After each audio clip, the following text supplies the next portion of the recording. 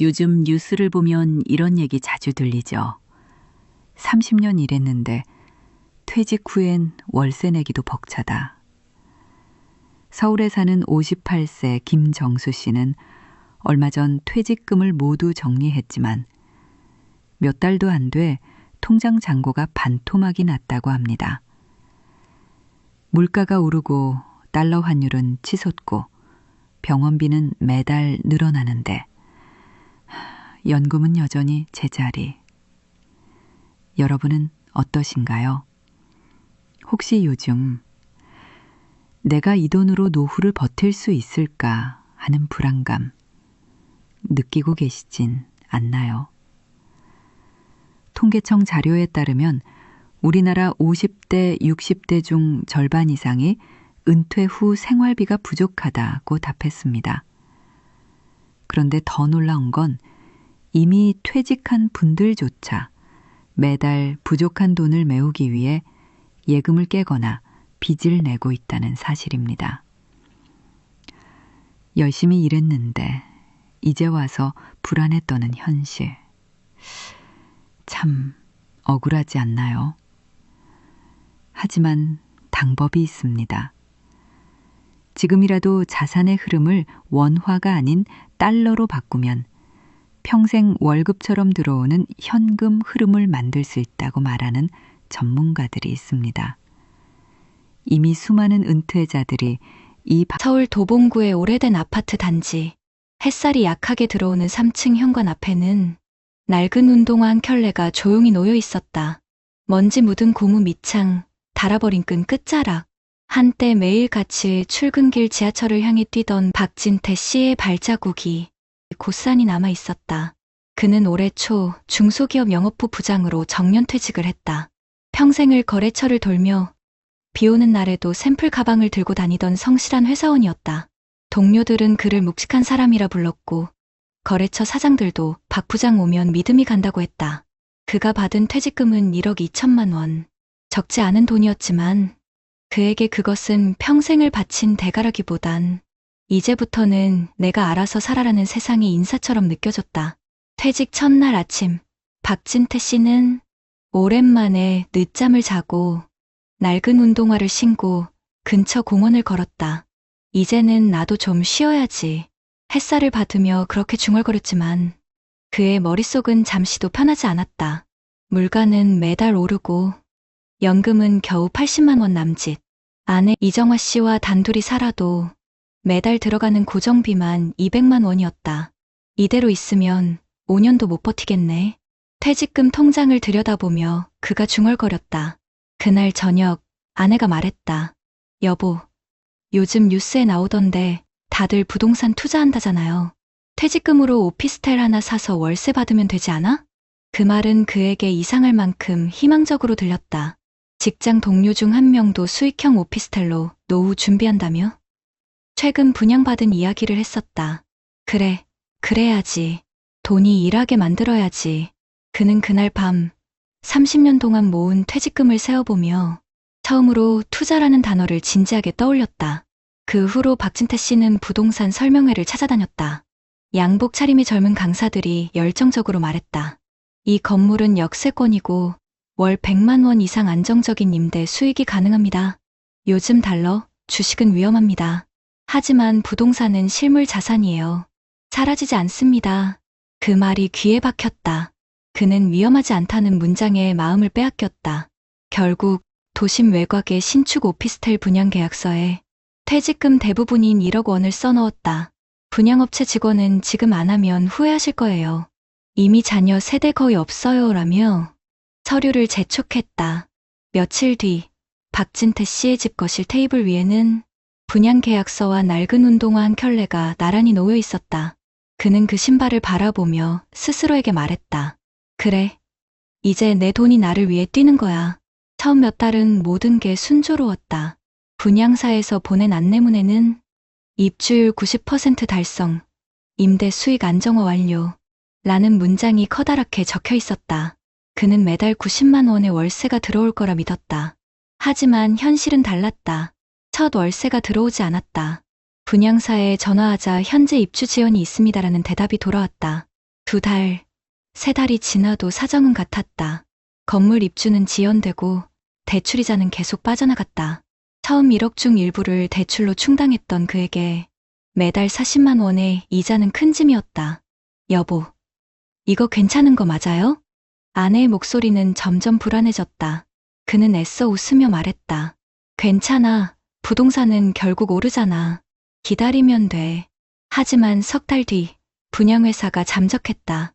전화는 불통, 사무실은 텅 비어 있었다. 뉴스에서는 신축 오피스텔 분양 사기 사건이 연일 보도됐다. 그 건물 이름이 자막에 떴을 때 박진태 씨는 손에 들고 있던 리모컨을 떨어뜨렸다. 그는 경찰서에 갔다. 그곳엔 자신처럼 퇴직금을 잃은 중년 남성들이 줄을 서 있었다.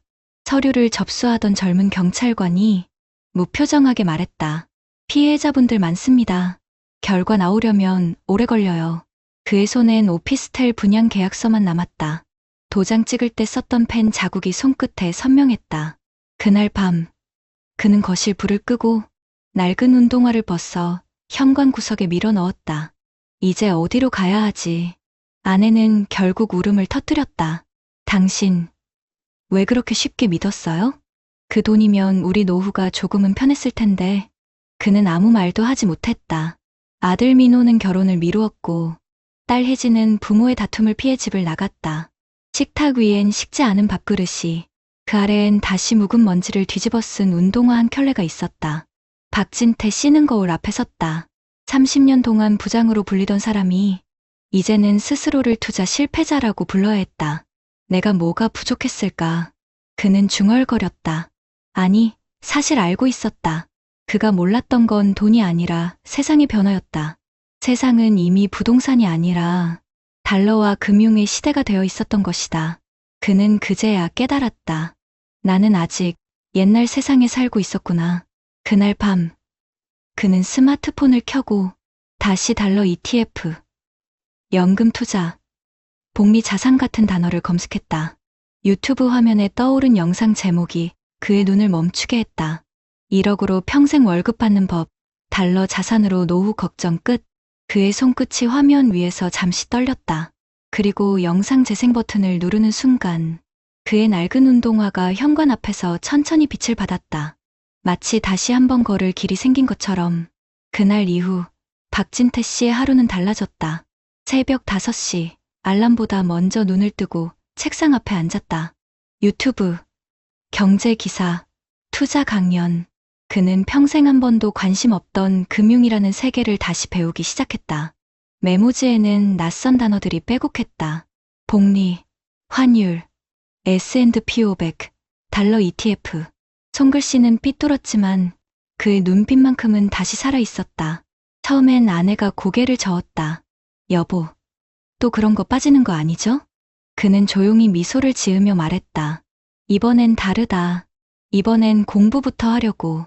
그 말엔 지난 실패를 견뎌낸 사람만이 가질 수 있는 묵직한 결심이 담겨 있었다. 그는 투자 유튜브에서 한 전문가의 말을 듣고 노트를 덮지 못했다. 부동산은 오를 수도 떨어질 수도 있습니다. 하지만 달러는 세계가 무너져도 통용되는 가치입니다. 그 말이 그의 마음속 깊은 곳에서 울렸다. 이제는 안정적으로, 조용히, 꾸준히 가자. 그는 남은 3천만 원을 시작으로 매달 100만 원씩 달러 ETF에 투자하기로 했다. 은행 직원은 그를 잠시 쳐다보더니 말했다. 요즘 60대 분들이 이런 투자 많이 하세요. 환율이 오르면 더 이익이죠. 그 말에 그는 오랜만에 자신감 있게 고개를 끄덕였다. 그래. 이번엔 내가 세상에 뒤처지지 않을 거야. 처음 몇 달은 불안했다. 주가가 오르락내리락 할 때마다 그의 심장은 출근길 엘리베이터처럼 오르내렸다. 하지만 그는 더 이상 조급하지 않았다. 10년, 20년 후를 보는 거야. 그는 매달 꾸준히 달러를 사모았다. 그리고 놀라운 변화가 생겼다.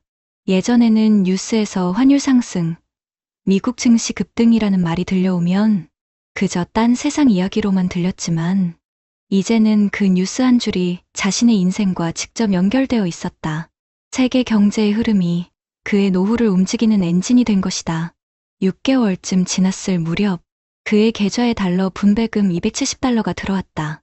한화로 약 36만 원. 그는 아무 말 없이 화면을 오래 바라보다 작게 웃었다. 이게 내 첫 번째 월급이네. 그의 손끝이 미세하게 떨렸다. 그동안 무너진 자존심이 조금씩 회복되는 순간이었다. 그날 저녁 아내가 말했다. 여보, 얼굴이 달라졌어요. 요즘은 웃네요. 그는 잠시 침묵하다가 말했다. 이제야 알겠어. 진짜 노후란 건 돈이 많고 저금의 문제가 아니라 내 돈이 스스로 일하는 걸 보는 마음의 여유였던 것 같아. 시간이 흘러 그의 낡은 운동화는 여전히 현관 앞에 있었다. 하지만 이제는 먼지가 아니라 빛이 덮고 있었다. 아침마다 그는 그 신발을 신고 동네 카페로 향했다. 작은 노트북으로 달러 ETF의 차트를 확인하고 같은 나이대 투자자들과 소통하는 게 일상이 됐다. 박 선생님, 요즘은 환율이 좀 내려갔네요. 카페 사장님의 말에 그는 미소를 지었다. 괜찮아요. 인생도 그래프도 오르내리는 거니까. 그의 삶은 조금씩 안정을 되찾았다. 매달 들어오는 분배금은 많지 않았지만 그 돈으로 전기세를 내고 아내와 손잡고 장을 볼 수 있었다. 아들은 다시 부모님을 찾아와 말했다. 아빠, 요즘 진짜 대단해요. 퇴직하고도 새로 시작하는 사람 드물어요. 그 말에 그는 조용히 웃으며 대답했다. 늦게 배운 게 아니야. 이제야 제대로 배운 거지. 하루는 아내가 그에게 물었다. 여보, 이제 돈 걱정은 좀 덜했어요? 그는 창가에 걸린 햇살을 바라보며 말했다. 이제는 돈이 아니라 시간을 모으고 있어. 내가 일하지 않아도 달러가 일하니까. 그 말에 아내는 눈시울이 붉어졌다. 그가 얼마나 많은 밤을 후회와 불안 속에서 보냈는지 누구보다 잘 알고 있었기 때문이다. 이제 그의 낡은 운동화는 주말마다 다른 곳을 향한다. 은행 대신 도서관, 부동산 설명회 대신 투자 스터디. 그는 후배 은퇴자들에게 자주 말했다. 퇴직금은 집이 아니라 평생 월급을 만드는 데 써야 해요. 세상은 바뀌었어요. 이젠 땀 흘리는 대신 돈이 일하게 만들어야죠. 그 말에 후배들은 고개를 끄덕였다. 박진태 씨의 삶이 그 증거였다. 어느 봄날 그는 아내와 함께 낡은 운동화를 버리기로 했다. 그 신발은 평생 가족을 위해 뛰던 지난 세월의 상징이었다. 그는 조용히 신발을 손에 들고 말했다. 이제 이 운동화 대신 내 돈이 뛰고 있으니까. 아내는 웃었다. 그리고 두 사람은 함께 동네 공원을 걸었다. 햇살이 따뜻했고 바람이 부드러웠다. 그날 저녁 그는 자신의 투자 계좌를 열었다. 잔고는 4천만 원대에서 5천만 원으로 늘어나 있었다. 아내가 옆에서 물었다. 그게 다 이자예요? 그는 고개를 저으며 말했다. 아니, 세상이 바뀌고 있다는 증거야.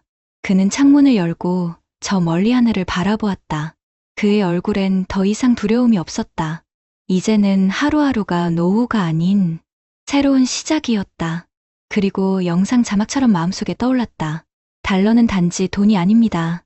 세상 어디서나 통하는 신뢰의 언어이자 당신의 시간을 지켜주는 방패입니다. 그는 미소 지으며 다시 한번 속삭였다. 이번엔 내 인생이 이길 차례다. 그의 현관 앞에는 여전히 한 켤레의 운동화가 있다. 하지만 이제 그 신발은 끝이 아니라 새로운 출발의 상징이었다. 낡은 운동화가 멈춘 자리에 달러가 뛰는 인생이 시작된 것이다. 이 이야기를 듣는 여러분, 혹시 지금도 퇴직금을 어디에 두어야 할지 고민하고 계신가요? 부동산의 벽이 높아지고 이자율이 요동치는 시대에 우리가 진짜 지켜야 할 건 돈이 아니라 흐름입니다. 여러분의 돈이 여러분보다 먼저 지치지 않도록 이제는 여러분의 달러가 일하게 만들어야 할 때입니다. 여러분 어떠시나요? 위의 사례는 정말 비참하고 서글픈 인생 아닌가요? 하지만 지금부터 소개해드리는 사례는 정반대의 선택으로 행복한 노후를 보내고 있는 한 남자의 이야기입니다. 경기도 용인 수지구의 한 작은 아파트. 아침 햇살이 거실 커튼 사이로 스며들고 은은한 커피 향이 집안에 퍼진다. 식탁에는 조용히 신문을 넘기며 웃고 있는 정혜수 64씨의 모습이 있다. 그의 하루는 여유로웠다. 퇴직한 지 5년이 지났지만 그의 표정에는 걱정 대신 평온함이 묻어 있었다. 그는 대기업 생산관리 부서에서 35년을 근무한 후 정년을 맞아 퇴직금을 1억 5천만 원 받았다. 혜수 씨, 이제 편하게 쉬세요. 이제부터는 당신 인생이에요. 퇴직식 날 팀장이 건넨 꽃다발과 말 한마디가 그에게는 새로운 시작의 신호처럼 들렸다. 하지만 그는 쉬지 않았다. 그는 이미 오래전부터 알고 있었다. 퇴직 후 진짜 싸움은 그 다음부터다. 퇴직 후 일주일간은 일부러 아무 일도 하지 않았다. 낡은 운동화를 신고 공원 벤치에 앉아 지나가는 사람들을 보며 생각했다. 다들 퇴직하면 부동산으로 몰리던데 나도 그래야 하나? 그때 그의 머릿속에 오래전 읽었던 책 한 구절이 떠올랐다. 노후는 자산이 아니라 현금 흐름으로 준비해야 한다. 그는 그 말을 믿었다. 그래서 퇴직금의 절반 이상을 부동산이 아닌 달러, 자산에 투자하기로 했다. 부동산은 오를 수도 떨어질 수도 있지. 하지만 달러는 세계 어디서든 통하잖아. 그는 스스로에게 그렇게 말했다. 아내 최정미 씨는 처음엔 걱정이 많았다. 여보, 괜히 위험한 거 하는 거 아니에요? 주식이나 외화 이런 건 젊은 사람들 하는 거잖아요. 그는 조용히 웃으며 말했다. 이건 투자가 아니야. 우리의 생활비를 만들어주는 시스템을 만드는 거야. 그는 퇴직 직전부터 금융 공부를 시작했다. 출근길마다 경제 유튜브를 듣고 점심시간엔 달러 ETF와 연금 상품을 비교했다. 그는 매일 엑셀로 예상 수익률을 계산하며 마치 젊은 시절 회사 프로젝트를 준비하듯 꼼꼼하게 기록했다. 퇴직금의 1억 원은 세 곳으로 나누어졌다. 5천만 원은 달러 ETF 미국, S&P 500 연동형, 3천만 원은 연금저축펀드, 2천만 원은 달러 현금 예금. 그는 남은 5천만 원 중 일부로 노후를 위한 보험을 유지하고 생활비는 국민연금과 소액의 월세 수입으로 충당했다. 하지만 모든 선택이 순탄했던 건 아니다. 퇴직 1년 차 주변 친구들이 부동산으로 큰 돈을 벌었다는 소식을 들을 때마다 그의 마음은 흔들렸다. 야, 혜수야, 너 그 돈 그대로 두면 손해야. 요즘 다상가 투자하잖아. 우리 아파트 단지 앞에도 새 상가 들어서는데 분양가 금방 오른대. 그는 그 말을 들을 때마다 잠시 흔들렸지만 곧 자신이 적어둔 노트를 다시 펼쳤다. 유행은 바뀌지만 원칙은 변하지 않는다. 그 문장을 보며 그는 스스로를 다잡았다. 그는 누구보다 검소했다. 새 차를 사고 싶다는 아내의 말에도 지금은 차가 아니라 달러가 움직여야 해. 그렇게 말하며 중고차를 계속 몰았다. 2023년 달러 환율이 오르기 시작했다. 뉴스에서는 연일 환율 1,400원 돌파라는 자막이 쏟아졌다. 그의 달러 자산이 오르기 시작한 것이다.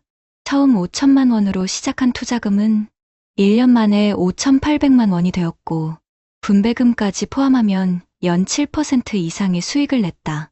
아내는 여전히 믿기지 않는다는 표정으로 말했다. 이거 진짜로 돈이 이렇게 생기는 거예요? 그는 웃으며 말했다. 응. 이게 바로 복리의 힘이야. 우리 둘 다 일하지 않아도 이 돈이 일하고 있잖아. 그때부터 아내의 표정에도 안도감이 스며들었다. 두 사람은 매달 들어오는 분배금 중 일부로 작은 기부를 시작했다. 지역 복지관에 정기 후원을 하고 가끔은 손주 장난감을 사기도 했다. 그의 노후는 점점 여유로워졌다. 하지만 진짜 갈등은 2024년 봄에 찾아왔다. 주변 친구들이 다시 부동산 투자 붐에 올라타기 시작했을 때였다. 야, 요즘 상가 매물 다시 오른다더라. 달러 투자도 결국 환율 떨어지면 손해야. 퇴직 동료들의 말은 그에게 다시 불안감을 줬다. 그날 밤, 그는 달러 ETF 차트를 바라보며 한참을 고민했다. 혹시 내가 틀린 걸까? 그는 자신에게 물었다. 하지만 곧 스마트폰을 들고 다시 계산기를 켰다. 20년 복리 기준 수익률 8%. 그는 작은 목소리로 중얼거렸다. 이건 도박이 아니라 시간과의 동행이야. 그날 이후 그는 다시 흔들리지 않았다. 시간은 흘러 2025년 현재 그의 달러 자산은 원화 기준 7,200만 원이 되었다. 그리고 매달 들어오는 분배금은 한화 약 55만 원. 거기에 국민연금 90만 원, 아내의 개인연금 40만 원을 더하니 부부가 매달 185만 원의 고정 현금 흐름을 얻고 있었다. 그는 말했다. 돈이 많아서가 아니라 돈이 끊기지 않아서 마음이 편한 거예요. 그는 요즘 새벽마다 조용히 일어나 달러 시세를 확인한다. 커피 한 잔을 들고 앉아 노트북 화면 속 초록색 그래프를 바라볼 때면 30년 회사 생활보다 더 큰 성취감을 느낀다. 그의 낡은 지갑 속에는 여전히 $100 한 장이 접혀 있다. 이건 내 인생이 달라진 첫날의 증표야. 그는 그렇게 말했다. 그의 삶에는 불안 대신 복리의 시간이 흐르고 있었다. 2025년 여름, 용인의 한 카페 테라스. 정혜수 씨는 매일 오전이면 이곳에 들렀다. 카페 사장과 인사를 나누고 아이스 아메리카노를 시켜서 창가 자리에 앉는 게 그의 일상이었다. 테이블 위에는 노트북, 그리고 작은 수첩 한 권. 표지에는 복리 일기라는 글씨가 정성스럽게 적혀 있었다. 그는 오늘도 어김없이 투자 내역을 기록했다. 달러 환율 1,420원, ETF 수익률 8.3%, 이번 달 분배금 420달러. 그의 목소리엔 여유가 묻어 있었다. 주변 테이블에서 떠드는 젊은 직장인들의 대화가 들려왔다. 요즘 부동산 다시 오른대. 코인으로 단타 치면 한 달에 몇백은 번다더라. 그는 잠시 그쪽을 바라보다가 피식 웃었다. 나도 저 나이 때 그랬지. 빨리 벌려고만 했던 시절이었어. 하지만 그의 인생이 언제나 이렇게 평탄했던 것은 아니었다. 불과 3년 전까지만 해도 그는 자신감이 없었다. 퇴직 후엔 하루하루가 불안했고, 나 같은 사람도 다시 일어날 수 있을까? 라는 의심이 따라다녔다. 그러나 그가 달러 자산에 투자하며 얻은 건 단순한 돈이 아니었다. 그건 시간에 대한 믿음이었다. 그는 말했다. 달러는 오르내리지만 내 마음은 이제 흔들리지 않아요. 10년, 20년을 두고 보면 결국 꾸준한 게 이기거든요. 2025년 가을, 그의 친구 박진태 씨가 전화를 걸어왔다. 혜수야, 나 지금 너무 힘들다. 오피스텔 값이 반토막이야. 대출 이자도 못 내고 월세도 안 들어오고. 정혜수 씨는 한동안 아무 말도 하지 못했다. 그의 목소리는 예전 그 자신과 닮아 있었다. 진태야, 너 아직 늦지 않았어. 지금이라도 다시 공부해. 이제는 건물이 아니라 흐름이 돈을 만들어주는 시대야. 그 말에 전화기 너머에서 긴 침묵이 흘렀다.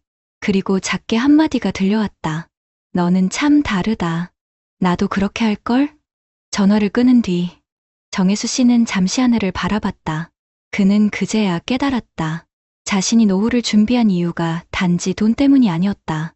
누군가에게 두 번째 기회를 말해줄 수 있을 만큼 삶의 여유를 되찾고 싶었던 것이다. 시간이 흘러 그의 생활은 완전히 달라졌다.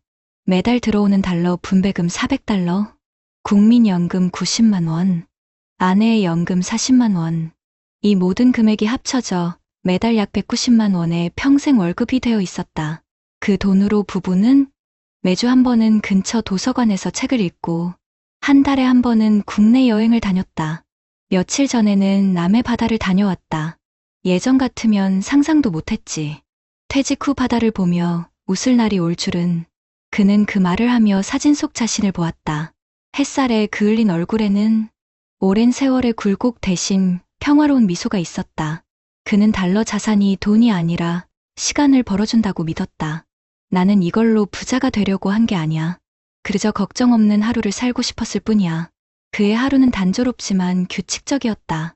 아침엔 투자 포트폴리오를 점검하고, 점심엔 아내와 함께 시장을 보고, 저녁엔 손주와 영상통화를 했다. 그는 안정된 리듬을 가장 큰 자산이라 말했다. 하루는 손주가 물었다.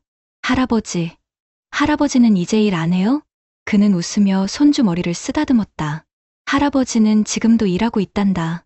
다만 이젠 돈이 대신 일하는 거야. 손주는 고개를 갸웃하며 물었다. 돈이 일을 해요? 그는 잠시 생각하다가 대답했다. 그래. 달러는 잠도 안 자고 매일 세상을 돌아다니며 돈을 벌어온단다.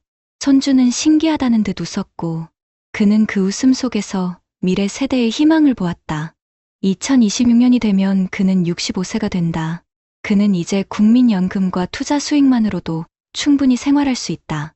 하지만 그는 여전히 매달 달러를 모은다. 이건 내 연금이 아니라 내 리듬이야. 꾸준히 해야 내 마음이 흔들리지 않거든. 그는 이제 돈보다 습관을 자산으로 만들었다. 그의 인생은 복리처럼 조금씩 성장했고 그의 마음은 환율처럼 단기적으로 흔들리지 않았다.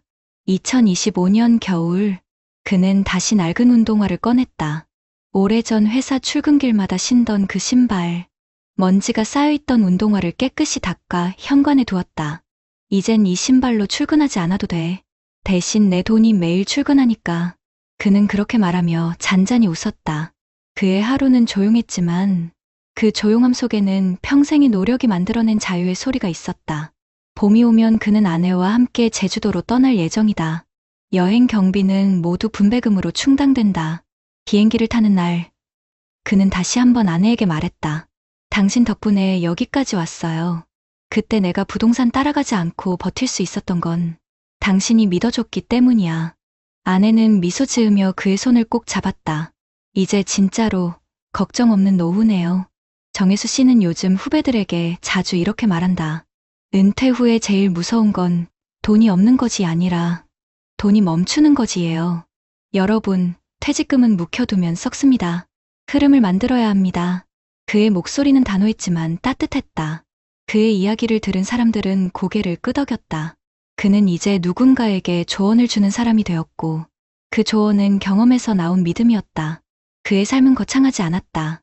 하지만 확실했다. 퇴직금으로 부동산을 사지 않았고, 달러 자산으로 흐름을 만들었다는 단 하나의 선택이 그의 인생을 바꾸어 놓았다. 그는 말한다.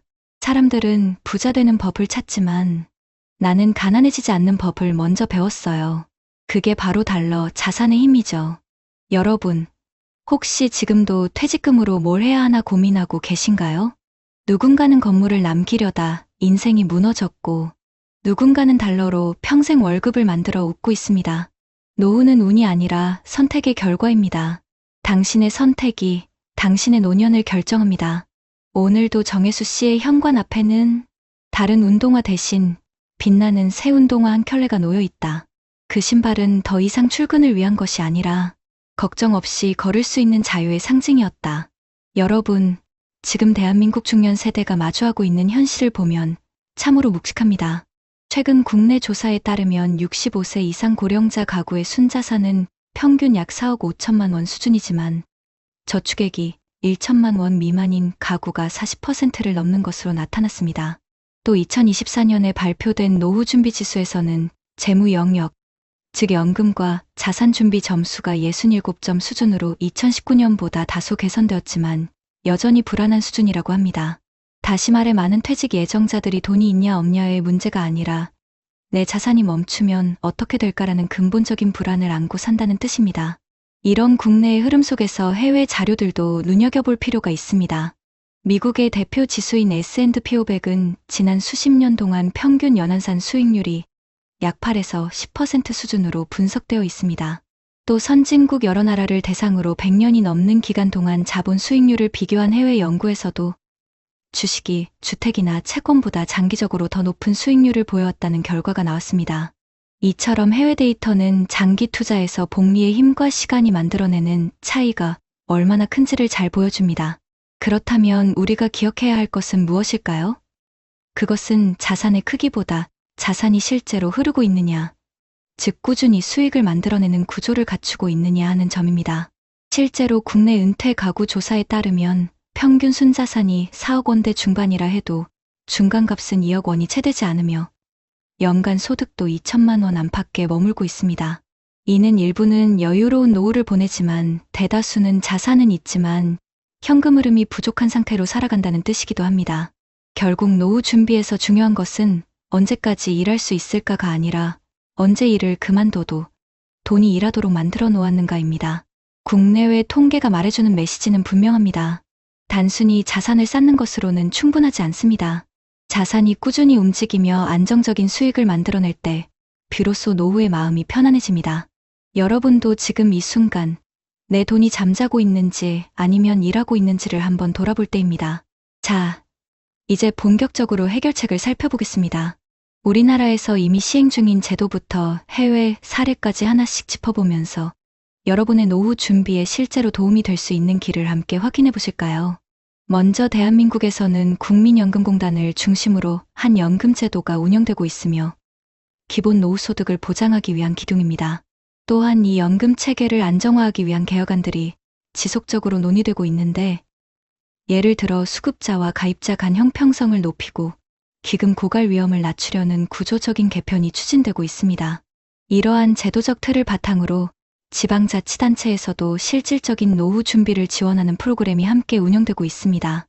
예를 들어 여러 시군에서는 퇴직 전후의 중장년층을 대상으로 은퇴 후 해외자산 기초교육, 복리투자 장기플랜 워크숍, 실버 세대 금융세무 컨설팅 같은 맞춤형 강좌를 진행하고 있습니다.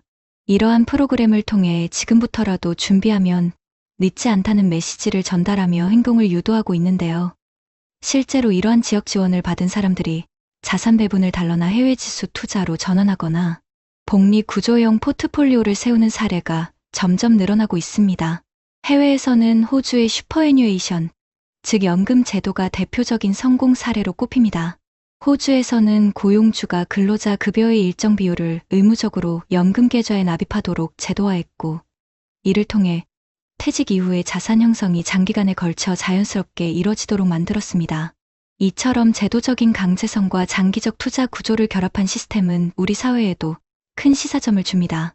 장기 복리 구조를 기반으로 한 연금형 자산 축적은 결국 시간이 돈을 벌어주는 구조를 만드는 일이며, 이는 지금 세대의 가장 현실적인 노후 대안으로 떠오르고 있습니다. 따라서 우리가 주목해야 할 실천 과제는 분명합니다. 첫째, 지금부터라도 달러, 기반 자산이나 글로벌 지수형 투자를 장기 계획에 포함시키는 것입니다. 둘째, 절세형 연금 계좌나 투자 계좌를 적극적으로 활용해 복리 효과를 극대화하는 것입니다. 셋째, 정부와 지자체가 제공하는 교육과 상담 프로그램을 활용해 자신의 노후 준비 상태와 자산 흐름을 스스로 점검하고 보완하는 것입니다. 이러한 세 가지 전략이 맞물릴 때 단순히 언젠가는 준비해야지라는 막연한 생각에서 벗어나 지금 구체적으로 무엇을 해야 할까라는 실천으로 이어질 수 있습니다. 정부 역시 이런 흐름에 발맞춰 고령층의 안정적인 노후를 지원하기 위해 다양한 정책을 펼치고 있습니다. 중장년 재무설계 상담 서비스, 지자체별 은퇴 전환 프로그램, 퇴직자 금융교육 등이 그 예입니다. 서울시는 중장년을 대상으로 한 신중년 금융학교를 통해 재무와 투자 기초를 교육하고 있고, 부산과 대구에서는 은퇴 후 자산관리 11상담센터를 운영하면서 실제 투자 상품의 구조와 위험을 함께 점검해주는 시스템을 갖추고 있습니다. 이런 제도는 단순히 돈을 버는 기술을 알려주는 게 아니라 자신의 돈이 어떻게 일하는가를 스스로 이해하게 만드는 데 목적이 있습니다. 마지막으로 해외의 또 다른 사례로는 미국의 401k 제도가 있습니다.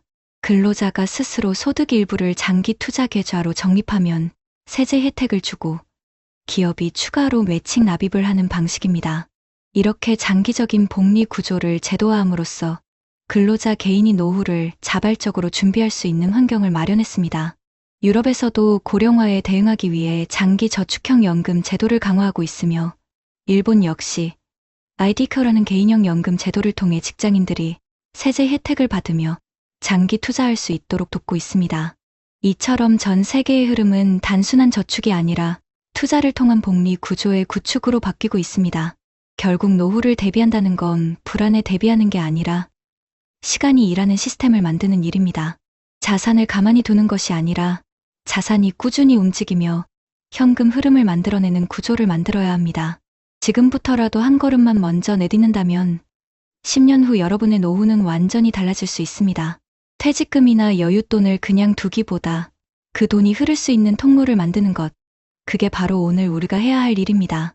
정부의 지원과 제도의 도움을 적극 활용하면서 나의 돈이 세상의 흐름 속에서 꾸준히 자라도록 만드는 것, 그것이 바로 평생 월급이 끊기지 않는 삶으로 가는 가장 현실적인 길입니다. 어느 날의 해질녘, 낡은 운동화를 벗어놓으며 한 남자는 말했다. 이제는 다 끝났다고 생각했어요. 그는 퇴직 후 모든 걸 부동산에 걸었다가 인생의 가장 깊은 어둠 속에 떨어졌던 사람입니다. 한때는 노후엔 월세 수입이 나오겠지라 믿었지만 시장은 냉정했고 현실은 잔인했습니다. 그의 낡은 운동화는 하루하루 생계를 위해 걷던 길 위에 상처처럼 달아 있었습니다. 하지만 그와 같은 시기에 다른 길을 걸은 또 한 사람이 있었습니다. 그는 퇴직 후 달러 자산으로 장기 투자를 시작했고 돈이 아닌 시간이 일하게 만드는 방법을 배웠습니다. 하루벌이 대신 매달 들어오는 작은 배당금이 그의 마음을 지탱했고 그 돈으로 커피 한 잔을 사 마시며 평생의 노고를 위로할 수 있었습니다. 두 사람의 차이는 단순히 돈의 액수가 아니었습니다. 한 사람은 과거의 방식에 머물렀고 다른 한 사람은 미래를 믿었습니다. 누군가는 지금 이 나이에 뭘 새로 해라며 멈춰섰고 또 다른 누군가는 이제라도 배워야지라며 천천히 걸어갔습니다. 세상은 그렇게 한 걸음의 차이로 완전히 다른 노후를 만들어냅니다. 여러분, 인생은 늘 늦은 시점에서 깨닫게 되죠. 하지만 오늘만큼은 여러분이 조금 더 일찍 깨닫길 바랍니다. 지금 가진 돈이 많든 적든 가장 중요한 건 흐름입니다. 흐르는 물은 썩지 않듯 흐르는 돈은 마음을 건강하게 합니다. 그 흐름은 복리의 마법으로, 배당의 시간으로, 혹은 절약된 한 푼의 힘으로 우리를 살게 합니다. 그리고 그 속에서 우리는 다시 한번 깨닫습니다. 나는 여전히 일할 수 있고 내 돈도 나와 함께 일할 수 있다. 한번 무너졌던 그 남자는 지금 작은 카페에서 일하며 다시 일어섰습니다. 이전엔 돈을 쫓았지만 이제는 돈이 나를 도와주게 하는 법을 배웠다고 합니다. 그의 표정은 평온했고 손에는 여전히 그 낡은 운동화가 들려 있었습니다. 그는 말했습니다. 이 신발, 나를 수없이 넘어지게 했지만 또 그만큼 걷게 해줬어요. 돈도 마찬가지예요. 나를 울리기도 했지만 결국은 나를 다시 일으켜 세워줬습니다. 그리고 행복하게 노후를 살아가고 있는 또 한 사람. 매달 들어오는 배당금을 손주 학원비로 쓰며 이건 내가 평생 일해서 받은 연금이야 라고 말하던 할머니의 미소를 기억합니다. 그 웃음은 단순한 여유가 아니라 준비된 인생이 주는 평온함이었습니다. 사람은 누구나 다른 속도로 늙어갑니다. 하지만 준비된 사람은 늙어도 두렵지 않습니다. 준비란 거창한 게 아닙니다. 작은 결심 하나, 꾸준한 실천 하나, 나를 위한 공부 하나가 모여 결국 삶의 방향을 바꿉니다. 그게 바로 여러분의 두 번째 산을 오르는 길입니다. 첫 번째 산이 생계를 위한 등반이었다면 두 번째 산은 마음의 평화를 위한 여행입니다. 이제 우리는 그 산으로 향해야 합니다. 여러분, 우리가 지금부터라도 달라질 수 있다면 10년 후의 우리 모습은 전혀 다른 인생으로 남을 것입니다. 한쪽은 후회로 고개를 숙이겠지만 다른 한쪽은 자신에게 고마워하며 웃을 겁니다. 그 차이는 돈이 아니라 지금의 선택이 만들어냅니다. 오늘 이 영상을 보시는 여러분, 혹시 통장을 열어볼 때마다 불안한 마음이 드시나요? 그렇다면 그것은 이제는 달라져야 한다는 신호입니다. 자산을 공부하고 연금을 챙기고 흐르는 돈의 구조를 만드는 일, 그것이 곧 나를 지키는 방법이고 가족에게 짐이 아닌 든든한 울타리가 되는 길입니다. 마지막으로 여러분께 이렇게 전하고 싶습니다.